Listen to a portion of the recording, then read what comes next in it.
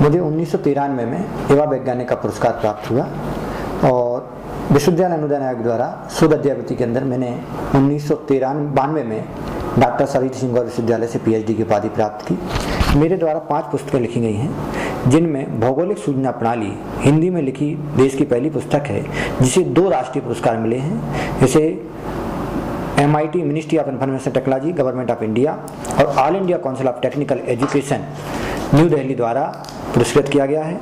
इसके अलावा Prentiss all India द्वारा भी लिखे प्रकाशित मेरी पुस्तक ऑपरेशन रिसर्च काफ़ी स्टूडेंट को पसंद की जा रही है, काफ़ी स्टूडेंट उसको पसंद कर रहे हैं और मध्य प्रदेश में मैं दूसरा ऐसा लेखक हूँ जिसकी पुस्तक PHI द्वारा पब्लिश की गई है।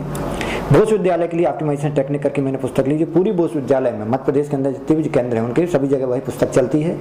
इसके अलावा डाटा स्ट्रक्चर्स और पर्यावरण एक अध्ययन पुस्तक भी मेरे द्वारा प्रकाशित की गई हैं। IT को बढ़ावा देने के लिए मैं हिंदी में काफ़ी लेखन कार्य किया है और हिंदी की जो भी इलेक्ट्रॉनिक से संबंधित पत्रिकाएं हैं उनमें मेरे लेख प्रकाशित होते हैं, जो गांव-गांव तक जा रहे हैं। अभी तक 13 लेख प्रकाशित हो चुके हैं। विश्व स्तर पर जो पत्रिकाएं निकलती हैं उनके जो शोध पत्र हैं उनका रिव्यू भी मेरे द्वारा किया जाता है। मैंने 17-18 छात्रों को MCA और MTech प्रोजेक्ट में भी गाइड किया हुआ है। बाइटू की समस्या निदान करने के लिए भी मैंने मध्य प्रदेश शासन में जब के स्तर पर उसकी समस्या को हल करने के लिए किया है। यदि मेरा जीवन देखा जाए तो जीवन मेरा एक बहुत ही संघर्षपूर्ण बड़ा जीवन रहा और मैं ये बात यहाँ पे इसलिए कहना चाह रहा हूँ कि यदि इससे हमारे जो आज युवा वर्ग है यदि वो इससे कुछ सीख ले सकता है, आगे बढ़ सकता है, क्योंकि लोगों की सोच रहती है कि यदि मेरे पास कुछ नहीं तो मैं कुछ नहीं कर सकता। ऐसा नहीं है। यदि आपके पास एक दृढ़ इच्छा शक्ति है, कर्म करने की इच्छा है मन में, तो आप कुछ भी कर सकते हैं। कोई भी चीज़ असंभव नहीं है। इसलिए मैं अपनी यहाँ पर उस चीज़ को रखना चाह रहा हूँ। मेरा जन्म बुंदेलखंड के जिला सागर में 28 अगस्त 1965 को हुआ था। एक मध्यम परिवार ब्राह्मण परिवार में हुआ। मेरे पिताजी को कैंसर हो गया और 5 वर्ष की अल्प आयु में जब मैं 5 वर्ष का था उनका स्वर्गवास हो गया। मेरी 2 बहनें थी मुझसे बड़ी और मैं। मेरी माता बहुत कम पढ़ी हुई थी, केवल 4वीं तक पढ़ी हुई थी, कभी घर से बाहर नहीं निकली थी। उन पर पूरे बच्चों का लालन पालन पोषण और उनकी पढ़ाई का बोझ आ गया। उन्हें मध्य प्रदेश में सागर में बुंदेलखंड में बीड़ी उद्योग काफ़ी प्रचलित है, एक कुटीर उद्योग के रूप में जाना जाता है। मेरी माता ने भी बीड़ी बनाना अपने आजू बाजू के लोगों से सीखा और बीड़ी बनाने लगी और उससे हम लोगों का पालन पोषण शुरू हुआ। जिस मकान में हम लोग पहले रहते थे नानी मार में, उसमें बिजली भी नहीं थी तो और मिट्टी का तेल भी बड़ी मुश्किल से हम लोगों को प्राप्त हो पाता था। तो रात में मैं जो घर के बाहर खम्मा लगा रहता था बिजली के, उसके पास बैठ जाता था, पढ़ाई करता था। जब 5वीं में था तभी मैं एक बीड़ी कारखाने कालीखा कारखाने था, उसमें जाकर स्कूल से आने के बाद जो क्या होता है जब बीड़ी जब जाती है तो उसमें छटाई हो जाती है वहाँ पे, तो जो गंदी छटाई की बीड़ी उसको वो बंधवाते हैं, तो बच्चों को काम देते थे, वो बांधने का काम करता था। 50 पैसे प्रति 1000 रुपये मुझे मिलते थे। 5-6 घंटे 7 घंटे में वहाँ पर काम करता था। इसके बाद आके अपनी पढ़ाई अध्ययन करता था। 8वीं तक मैंने ये कार्य किया, अगरबत्ती बनाने का भी कार्य किया, लेकिन उसमें मैं उतना सक्सेस नहीं हुआ, मुझे बनाने उतनी अच्छी से नहीं आई। इसके बाद जब मैं 8वीं में आया तो एक हमारे यहाँ मुनीरा बासिंग पाउडर बनता था।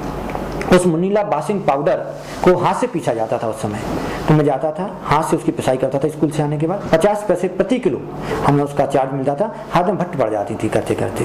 फिर मैं आके अपनी पढ़ाई करता था, लेकिन मैंने पूरी पढ़ाई अपनी प्रथम श्रेणी में पास की। अकेली प्रथम श्रेणी नहीं, हमारी हमेशा पोजीशन रहती थी, प्रथम द्वितीय तृतीय पोजीशन में ही मैं रहता था। मुझे पढ़ाने का शुरू से बहुत शौक था, तो घर के पास मेरी एक स्कूल थी बच्चों की, जब मुझे टाइम मिलता था मैं वहाँ पढ़ाने चला जाता था। वह पढ़ाई का शौक जो था, पढ़ाने का अध्यापन का जो शौक था, वो जाके आगे मेरी आजीविका बनी। और 11वीं करने के बाद मैंने ट्यूशन पढ़ाना शुरू कर दिया। उससे थोड़ा सा जो मेहनत का काम था वो कम हुआ और एक सम्मानजनक काम में करने लगा, ट्यूशन पढ़ाने जाने लगा। मेरी बहन जो बड़ी बहन थी उसकी नौकरी लग गई थी और शादी हो गई थी। उसने मुझे एक साइकिल दिला दी। मैं साइकिल से सुबह 8 बजे घर से निकल जाता, पहले 2 जगह ट्यूशन पढ़ाता, फिर यूनिवर्सिटी पहुंचता, यूनिवर्सिटी में खुद पढ़ता, शाम को लौटते समय फिर 2 जगह ट्यूशन पढ़ाता और करीब 8 बजे अपने घर वापस आके अपनी पढ़ाई करता। मुझे 6वीं से लेके PhD करने तक शोधवृत्ति प्राप्त हुई और उस शोधवृत्ति के आगे ही मैं अपनी पढ़ाई करता रहा और पढ़ के PhD प्राप्त की।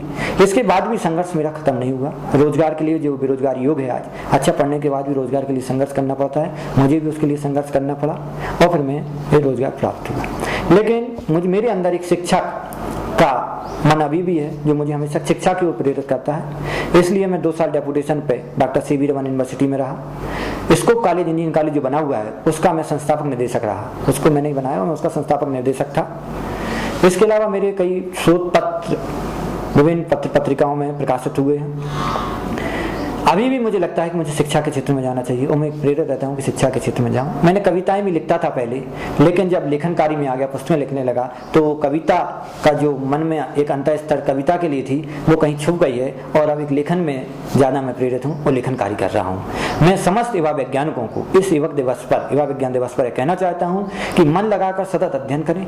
इस देश में वो आज का कल का नहीं, आज का भविष्य है। यदि वो कुछ करेंगे तो इस देश के लिए, अपने लिए कुछ कर सकते हैं। भारत देश में अपार संभावना है, इसको बढ़ाना है। विकसित देश है, इसको हमें विकसित देश की ओर ले जाना है, एक विकासशील देश को, इसमें हमें कार्य करना है। जय हिंद, जय भारत।